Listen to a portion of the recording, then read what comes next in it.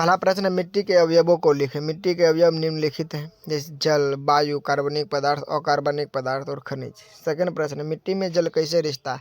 मिट्टी के कणों के बीच रिक्त स्थान होता है, जिससे मिट्टी में जल रिश्ता रहता है।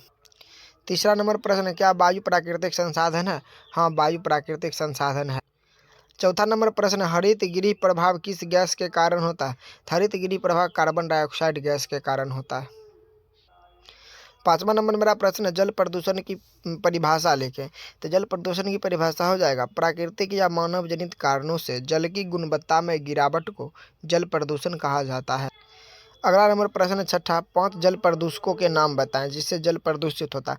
तो 5 जल प्रदूषक निम्नलिखित है। फर्स्ट में यूरिया, अमोनियम सल्फेट, सीसा, मरकरी, आणविक एवं नाभिकीय ऊर्जा। 7वां नंबर प्रश्न है, वायुमंडल के उस प्रक्षेत्र का नाम लिखे जहां ओजोन पाया जाता है। तो इसका आंसर हो जाएगा समताप मंडल। अगला नंबर प्रश्न है, अम्ल वर्षा में उपस्थित अम्लों के नाम लिखे। तो अम्ल वर्षा में उपस्थित अम्ल का नाम सल्फर डाइऑक्साइड और नाइट्रोजन, ये दोनों अम्ल वर्षा का निर्माण करते हैं। 9वां नंबर प्रश्न है, प्लास्टिक के कारण प्रदूषण को रोकने के उपाय। तो प्लास्टिक, इसका आंसर हो जाएगा प्लास्टिक का पुनः चक्रण करके प्लास्टिक को दूसरे रूप में इस्तेमाल करना तथा पॉलीथीन की थैलियों के विकल्प के रूप में पूरी तरह जैव निम्नीकरण होने वाले प्लास्टिक का विकास करना। मतलब कि प्लास्टिक का पुनः चक्रण करेंगे कि प्लास्टिक का बार बार उपयोग करेंगे, जिससे जो है सो प्लास्टिक के कारण प्रदूषण रुके हुए रहेंगे, नया प्रकार का कोई प्लास्टिक का यूज नहीं करेंगे। 10वां नंबर प्रश्न मेरा, भूमि प्रदूषण की परिभाषा लिखें। मिट्टी से उपयोगी घटकों का हटना और दूसरे हानिकारक पदार्थों का मिट्टी में मिलना जिससे मिट्टी की उर्वरा शक्ति नष्ट हो, उसे भूमि प्रदूषण या मृदा प्रदूषण कहते हैं। 11वां नंबर प्रश्न मेरा, 2 उर्वरकों के नाम लिखे। 2 उर्वरक के नाम निम्नलिखित हैं।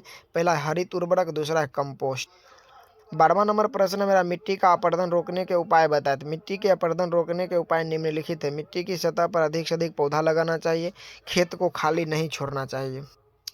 अगला प्रश्न, बीओडी किस प्रक्रिया का छोटा रूप है। तो बीओडी बायोलॉजिकल ऑक्सीजन डिमांड इसका फुल फॉर्म होता है। तो बीओडी जो है बायोलॉजिकल ऑक्सीजन डिमांड का छोटा रूप है। अगला प्रश्न दे दिया 14वां, हाइड्रोकार्बन को जलाने से हमें क्या प्राप्त होता है। हाइड्रोकार्बन को जलाने से हमें कार्बन डाइऑक्साइड और जलवाष्प, इसके साथ साथ ऊष्मा प्राप्ति होती है। अगला नंबर प्रश्न 15वां, सीएनजी क्या है। सीएनजी संपीड़ित प्राकृतिक गैस है जिसे कंपाउंड नेचुरल गैस के कंप्रेस्ड नेचुरल गैस के नाम से जाना जाता है। 16वां नंबर प्रश्न, सीसा युक्त पेट्रोल में सीसा का कौन सा यौगिक मिला होता है। तो इसका नाम है, यौगिक का नाम है टेट्राइथाइल। टेट्राइथाइल मिला हुआ रहता है। अगला प्रश्न है 17वां नंबर, वायुमंडल में ऑक्सीजन किस विधि द्वारा प्राप्त होता है। वायुमंडल में ऑक्सीजन प्रकाश संश्लेषण विधि के द्वारा प्राप्त होता है। 18वां नंबर प्रश्न, मिट्टी का अपरदन मुख्य रूप से किसके द्वारा होता है। मिट्टी का अपरदन वायु और वर्षा के द्वारा मुख्य रूप। 19वां नंबर प्रश्न, वायुमंडल के मुक्त नाइट्रोजन को नाइट्रोजन के यौगिक में परिणत होने की क्रिया को क्या कहते हैं। तो वायुमंडल के मुक्त नाइट्रोजन को नाइट्रोजन के यौगिक में परिणत होने की मुख्य क्रिया को अमोनीकरण कहा जाता है। अमोनिया का नाइट्रोजन तथा नाइट्राइट में परिणत होने की क्रिया को क्या कहते हैं। इसका भी आंसर अमोनीकरण हो जाएगा।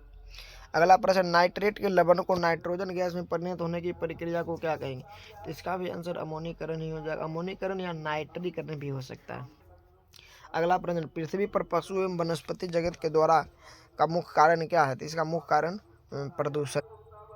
अगला प्रश्न, ओजोन परत का ह्रास किस कार्बनिक यौगिक द्वारा होता है। तो ओजोन परत का ह्रास क्लोरोफ्लोरोकार्बन चक्र सूत्र CFC होता है, CFC के द्वारा होता है।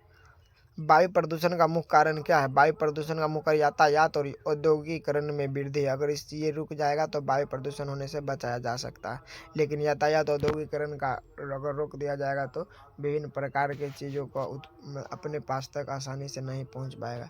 रोक पाना संभव नहीं है, लेकिन इसके ऊपर नियंत्रण बहुत ज़रूरी है। आज की क्लास का सबसे लास्ट प्रश्न, कोहरा और धुआं के मिश्रण को क्या कहते हैं। तो कोहरा और धुआं के मिश्रण को धूम कोहरा कहा जाता है।